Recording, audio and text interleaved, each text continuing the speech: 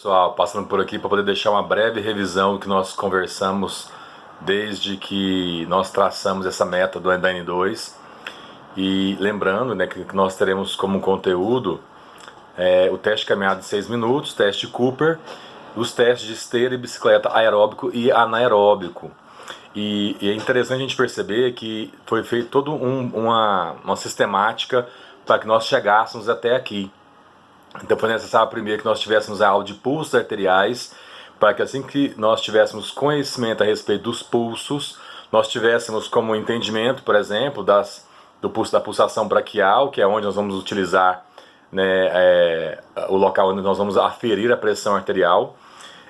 O pulso radial, por exemplo, que é o pulso que por excelência, da maior parte das vezes nós vamos utilizar também para traçarmos a frequência cardíaca de repouso. E aí é lógico, aí vai de cada um, né? A gente pode usar carotídeo, temporal, enfim, mas convencionado falando, realmente o pulso radial é o pulso mais utilizado. O braquial, sem dúvida nenhuma, para poder termos acesso à pressão arterial do nosso avaliado, do nosso paciente, a pessoa o qual vai fazer o trabalho com a gente.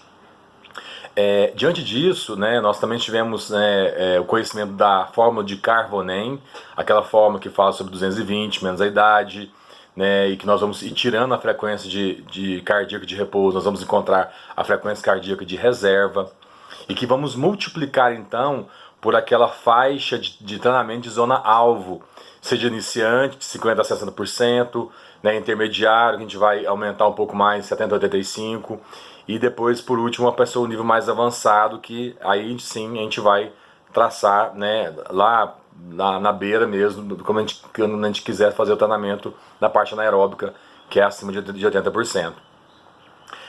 Uma vez que nós então temos conhecimento dessa fórmula, né, temos conhecimento a respeito também das medidas, que nesse caso especificamente para o teste de caminhada, Cooper, esteira e bicicleta, é um pouco irrelevante a questão das dimensões, mas, por exemplo, quando se fala de teste de caminhada de 6 minutos, o que nós temos que nos atentar é de fazer todo aquele preparo antes, né? Na verdade, uma coincidência que vai ter de todos os testes são os preparos relacionados ao nosso avaliado. Né? Lembrando que esse vídeo ele serve, é uma visão geral, mas que vai se basear principalmente na essência daquilo que nós vamos estar aprendendo na prática. Né? Lembrando que é necessário entrarmos nos pormenores, nos detalhes mais delicados de cada um dos testes. Né? Então, no teste de caminhada de 6 minutos, por exemplo, nós vamos então fazer todo aquele preparo do paciente, nós vamos saber como é que ele passou o dia anterior, se teve atividade extenuante, uso de drogas, álcool, fumo, né, se realmente ela teve alguma questão emocional envolvida. Então, situações como essa que podem levar a alterações na pressão arterial. E aí, o paciente chegando, nós vamos pedir para ele sentar, sem cruzar as pernas, pés apoiados no chão, vai estender os braços. Nós vamos fazer então a coleta da pressão do pulso braquial e do pulso radial. Nós vamos colocar o nosso esfigmomanômetro nessa região, né, do braço, 2 centímetros acima da fossa cubital, e vamos coletar então e entender onde está a artéria braquial. Uma vez que nós definimos, é onde local então que posteriormente nós vamos apoiar o diafragma, né, ou a campânula do estetoscópio, onde nós vamos escutar então essa pressão arterial. Inicialmente, o professor Dali gosta muito de frisar sobre isso. Nós vamos então, antes de qualquer coisa, com o manguito insuflando esse manguito, né, nós vamos então coletar a frequência cardíaca a nível radial, né, quando estamos enchendo. Quando nós pararmos de sentir, então é quando nós vamos encontrar, né, a nossa frequência, nosso pico de sístole. Né? Então a gente sempre gosta de colocar alguns centímetros de mercúrio, alguns milímetros de mercúrio acima, e depois nós vamos encontrando o ponto ideal, onde nós vamos, né, ter por base a sístole do nosso avaliado. Uma vez que nós definimos isso, então nós vamos propriamente coletar, então aferir a pressão arterial dessa pessoa, da pessoa a ser avaliada. E aí então nós vamos insuflar esse manguito, né, ao escudo, e não vamos ficar atentos aos sons de Korotchkov. Esses sons de Korotchkov então eles vão ser manifestados pelo aquele primeiro tum, Esse primeiro TUM é onde nós vamos marcar para ser a pressão sistólica, e o último TUM, ou TAM, como cada um entende dessa forma, vai ser então a pressão diastólica, né? Esse último som que nós vamos perceber. Então nós temos a pressão sistólica e a pressão diastólica, o primeiro TUM e o último TUM ou TAM, né? E aí nós temos esse dado precioso para nós. Coletada a pressão arterial, a frequência cardíaca, nós vamos pegar os nossos pulsos, os pulsos mais conhecidos, vamos utilizar esses pulsos, né, para poder então coletar a frequência cardíaca do paciente. É muito interessante pegar a saturação por meio de um oxímetro. Então nós vamos pegar aquele aparelhinho, colocar no dedo e verificar se está acima de 89%, que é o que é preconizado hoje pela American Society Thoracic Society, que é a Associação Americana Torácica, né, que cuida muito principalmente a respeito dessa questão ligada às questões respiratórias. E nós vamos então trabalhando dentro dessa concepção. Pedimos para o paciente para fazer um breve aquecimento, se bem que no teste de caminhada é muito tranquilo, né? A gente pede simplesmente para o paciente ir, nós traçamos uma distância de 30 metros e pede para o paciente ir voltando, nós vamos contando então para saber a distância que esse paciente percorreu, né? E por fim, a gente então pega essa marcação toda que foi feita, pegamos de novo os dados do paciente, frequência cardíaca, pressão arterial, saturação, né, e a escala de Borg.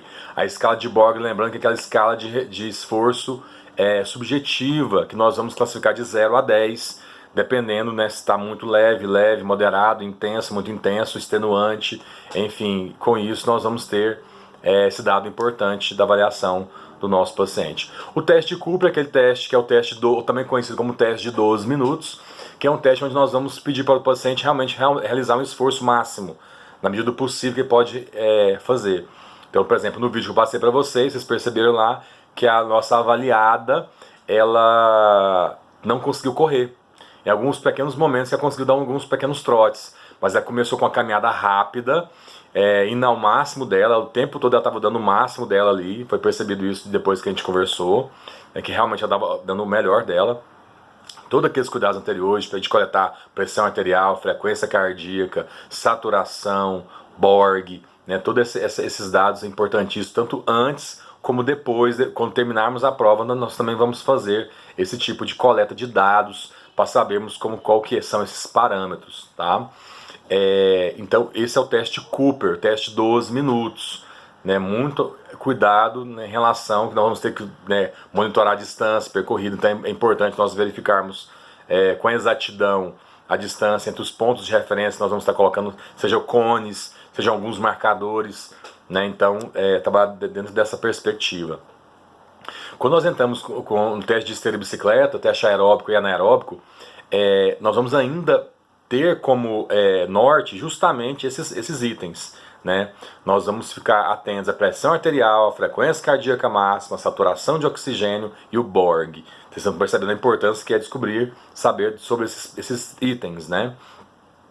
Nós vamos utilizar previamente o carbonem dessa pessoa, sabendo a frequência cardíaca máxima que ela pode estar trabalhando, e nós vamos então trabalhar dentro dessa perspectiva. O que vai mudar então, quando a gente entra no teste de esteira e bicicleta aeróbico e anaeróbico, é termos acesso à frequência cardíaca máxima desse paciente. Então vai depender da idade do paciente, vai depender da frequência cardíaca de repouso que ele tem, e nós vamos então colocar então aquelas faixas que nós desejamos. Como é um teste aeróbico, então a gente vai trabalhar entre 70% a 85%. Convencionamos trabalhar dessa forma, 70% a 85%. O teste aeróbico, tá bom? Onde nós vamos encontrar então o paciente dentro dessa faixa, de 70% a 85%. Então, mais uma vez, 220 menos a idade, menos a frequência cardíaca de repouso, vezes 0,7, pega esse resultado e soma com a frequência cardíaca de repouso. Ok? E também, isso é essa faixa de K. E a faixa de K o quê? Eu vou fazer a mesma coisa. Frequência cardíaca, né, que é 220 menos a idade, menos a frequência cardíaca de repouso, vezes 0,85, né, mais a frequência cardíaca de repouso. Então eu tenho agora a outra faixa. A faixa de K, que é 70%, e a faixa de K, que é a 0,85%. Então eu vou então agora tentar colocar o meu paciente dentro dessa faixa, dessa zona alvo de treinamento, Para isso eu vou usar aqui a esteira e a bicicleta. O que vai mudar da esteira para a bicicleta? A esteira, a pessoa vai estar andando e nós temos a possibilidade de aumentarmos a sua velocidade ou a sua inclinação ou a inclinação, né? Das duas maneiras podem ser realizadas. E na bicicleta nós vamos ter a possibilidade de aumentar, além da velocidade, né, também de oferecer o quê? A carga. Que nós podemos aumentar a carga do nosso avaliado para que ele consiga entrar nessa zona alvo de treinamento. E por isso nós vamos fazer o quê? Nós vamos fazer, antes dele começar propriamente dito, toda aquela questão, né, daquela conversinha básica, saber como é que foi a noite, o que ele ingeriu de alimentação, se descansou, enfim, toda aquela situação que a gente já sabe que tem que ser feito. Vamos monitorar a pressão arterial, frequência cardíaca de repouso, saturação e o Borg. Vamos deixar anotado esses dados. Vamos pedir para o nosso paciente fazer um aquecimento de 30 segundos a 2 minutos. Quanto mais treinado é a pessoa, menos tempo é necessário para ela fazer o aquecimento, tá? Então vai depender muito desse nível de treinamento da pessoa a ser avaliada. E nós podemos, dependendo da sua meta, você pode fazer uma avaliação de 10 minutos, colocando de 2 em 2 minutos, como foi o exemplo que nós demos no vídeo. Ou você pode fazer um teste de 15 minutos, colocando de 3 em 3. Aí fica a seu critério. Tá? Em geral, um teste de 10 minutos, né, colocando a frequência inicialmente, os dados iniciais, depois de 2 minutos, depois de 4, de 6, de 8, de 10, são os convencionados, geralmente, os que são realizados. Mas depende de você. Mais uma vez, pode fazer de 15 minutos, colocando de 3 em 3 minutos, sem problema. Desde que você pegue e colete todos aqueles dados que nós conversamos, né? Talvez não a pressão arterial. Agora a pressão arterial do início, do fim tem que estar. Obrigatoriamente nós temos que ter pressão arterial no começo e no fim. Agora a frequência cardíaca, a saturação e o Borg, nós temos que estar realmente colocando, né, em cada um dos tempos que nós designarmos. Para utilizar a frequência cardíaca, basta então nós coletarmos, né, seja manualmente, palpando, né, as pulsações, ou mesmo utilizando o oxímetro, que já vai estar pegando tanto a saturação de oxigênio como também os batimentos cardíacos. Ou mesmo na esteira da bicicleta, que tem um aparelhinho que pode linkar no seu dedo, como vocês viram nos vídeos, né? Utilizar isso aí. E o Borg, lembrando que o Borg é aquela escala analógica que mostra de 0 a 10, né, a percepção subjetiva do cansaço dessa pessoa. E aí nós vamos estar intensificando, nós vamos oferecendo, motivando o paciente, né, a pessoa avaliada, a entrar nessa zona alvo de treinamento. Nós vamos observando tudo isso. E se a gente percebe que ela não está entrando, o que nós temos que fazer? Nós temos que utilizar aquelas variáveis. Quais são as variáveis? Aumento de velocidade, aumento de carga ou inclinação. Aumento de velocidade e inclinação se for na esteira, aumento da velocidade e carga, aumento de carga se for o quê? A bicicleta. É a diferença básica que nós vamos encontrar da esteira e da bicicleta, né? Não é verdade? Lembrando que então no Borg, como nós vamos estar traçando a parte aeróbica, em geral a gente fica de olho se o Borg não está naquele nível intenso ou muito intenso. Porque se o paciente está intenso, muito intenso, provavelmente já está entrando na parte anaeróbica. Rogério, como que eu vou saber se o paciente está na zona aeróbica ou anaeróbica? Simples. Basta nós utilizarmos como primeiro critério absoluto a frequência cardíaca máxima dele. Se ele está acima de 85%, já está na zona anaeróbica. Ele já saiu daquela zona que você traçou de 70% a 85%. Se está acima de 85%, então provavelmente o paciente já está trabalhando de maneira anaeróbica, né? E aí nós temos então que diminuir a carga ou diminuir a velocidade, diminuir a inclinação, dependendo então dessa situação que nós vamos ter ao nosso dispor, ok? Então assim, existem pessoas a serem avaliadas que vão responder de maneira diferente aos esforços. Tem pessoas que, por exemplo, nós vamos perceber que elas já estão com a frequência cardíaca máxima e a sua saturação dentro dos níveis aceitáveis e o Borg vai estar em nível intenso. Então, o que a gente supõe? Que a pessoa não está tão assim cansada, porque fisiologicamente falando, ela está compensada, ela está dentro da zona alvo, ela está com uma boa saturação. Lembrando que uma boa saturação é acima de 89% de oxigênio, tá ok? E tem pessoas que, ao contrário, vão estar falando que estão muito bem, que o Borg está lá moderado, está tranquilo, né, moderado aceitável. E às vezes vai estar o quê? Acima da zona alvo de treinamento, ou mesmo a sua saturação vai estar abaixo de 89%. Aí nós temos que levar em consideração não o que ela fala, mas sim o que os sinais fisiológicos dela estão nos falando, que é o que? Ela está fora da zona aeróbica. Ok, pessoal? No final, então, no final desse tempo, então, a gente vai desaquecer, depois que a pessoa cumpriu aquele tempo que nós traçamos, seja de 10 minutos, seja de 15, enfim, aquele tempo de 2 em 2 ou de 3 em 3, depende do que você interpretar. A partir daí, então, nós vamos fazer o quê? O desaquecimento.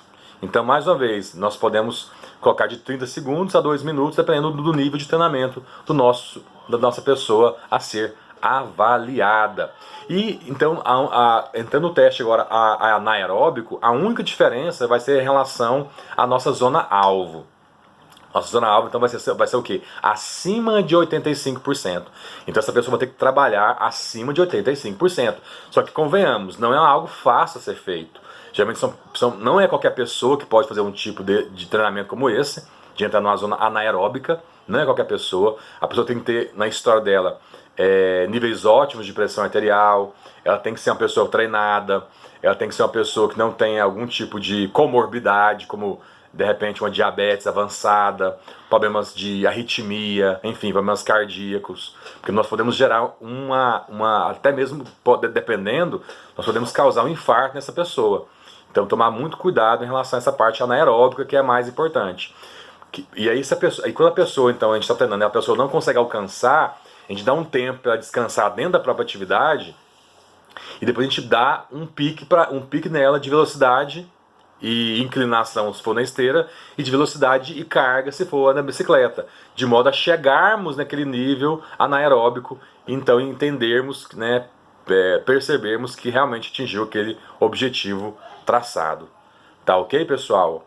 Eu vou estar disponibilizando esse vídeo agora para vocês e qualquer dúvida que vocês tiverem, vocês podem me falar que a gente vai conversando, tá bom? Um forte abraço.